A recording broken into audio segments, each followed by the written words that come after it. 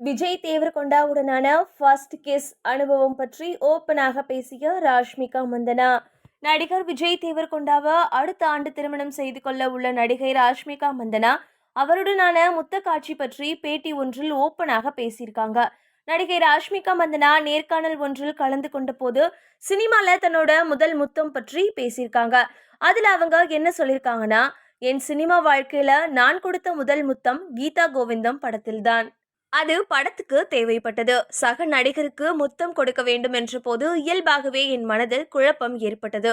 அதே போல சக நடிகர் விஜய்க்கும் இருந்ததாக பிறகு தெரிந்து கொண்டேன்.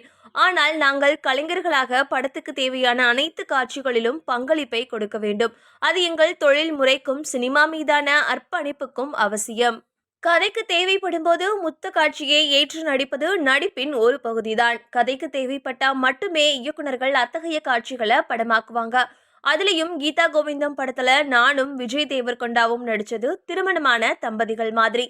திருமணமான கணவன் மனைவி செய்யற எல்லாமே நாங்க சினிமால செய்யணும், அது இயல்புதான். ஆனா கீதா கோவிந்தம் படத்துல நடிகர் விஜய் தேவர்கொண்டாவுடன் முத்த காட்சி எடுத்த போது நான் மிகவும் பதட்டமாய் இருந்தேன்.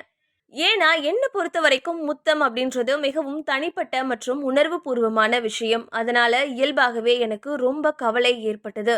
அதுலயும் படப்பிடிப்புல அந்த இடத்துல 200க்கும் மேற்பட்டோர் இருப்பாங்க. அவங்க முன்னிலையில் முத்தம் கொடுப்பது மிகவும் கடினமாக இருந்தது அப்படின்றது பொய்யே கிடையாதுன்னு சொல்லியிருக்காங்க நடிகை ராஷ்மிகா.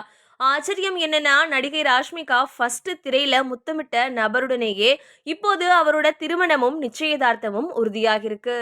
பிப்ரவரி 26, 2026 ராஷ்மிகா மந்தனா விஜய் தேவர்கொண்டாவோட திருமணம் உதய்பூர்ல நடக்க போகுது.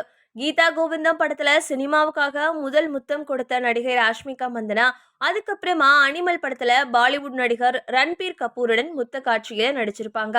விஜய் தேவர்கொண்டாவும் தன்னோட அர்ஜுன் ரெட்டி படத்துல சக நடிகையுடன் லிப்லாக் காட்சியில நடிச்சிருந்தாரு.